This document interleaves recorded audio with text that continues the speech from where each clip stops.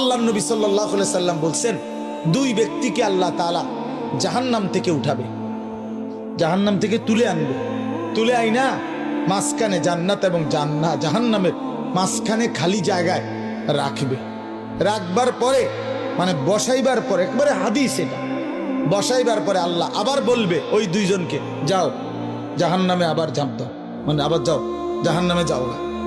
তো একজন এক দৌড়ে জাহান্নামের দিকে যাই, এই জাহান্নামে ঝাঁপ দিবে, আর আরেকজন আস্তে আস্তে হাইটা হাইটা 2 কদম হাঁটে আর পিছন দিকে আবার তাকায়, আবার 2 কদম হাঁটে পিছন দিকে তাকায়, এইভাবে একটু একটু করে হাইটা হাইটা জাহান্নামে গিয়া পড়বে।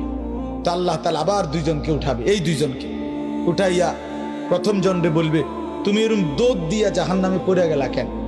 সে বলবে, মাওলা জীবনভর আমি আপনার নাফরমানি করেছি, আপনার কথা মানি নাই বলেই তো আমি জাহান্নামী হয়েছি। আজ যখন আপনি আমারে জাহান্নাম থেকে তুলে ওই মাঝামাঝি জায়গাতে রাখছেন, রাইকা আবার যখন কইছেন জাহান্নামে যাইতে, পড়তে, লাফ দিতে, তো এটাও তো আপনার একটা হুকুম। চিন্তা করছি জীবনে কোনো হুকুম না মাই নেই তো জাহান্নামী হইলাম, তো আজকে একটা হুকুম মানিয়া, এই জন্য আপনার হুকুম মানার জন্য জাহান্নামে গিয়ে লাফ দিলাম। আল্লাহ বলেন, আমিও তোকে মাফ করে দিলাম, যা জান্নাতে যা।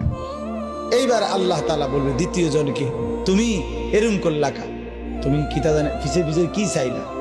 তো সে বলবে, মাওলা আমি তো জাহান্নামী, আমার আযাব তো হচ্ছিলই, তো আপনি যখন আমারে জাহান্নাম থেকে তুলে এই খালি জায়গায় আইনা বসাইলেন, আমি ভাবছি আপনার মায়া লাগছে, আমারে দয়া করবেন, আমি মনে করছি আমারে মাফ করে দিছেন বা মাফ করে দিবেন, এই জন্য উঠাইয়া আনছি।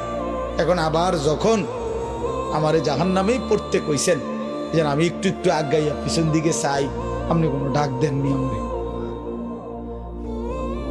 আপনার মায়া জানি আবার লাগেনি কোনো, আপনি আমারে ডাক দেননি। তো আল্লাহ তাআলা বলবেন, বান্দা আমি তোকেও মাফ করে দিলাম, যা তুইও আমার জান্নাতে যা।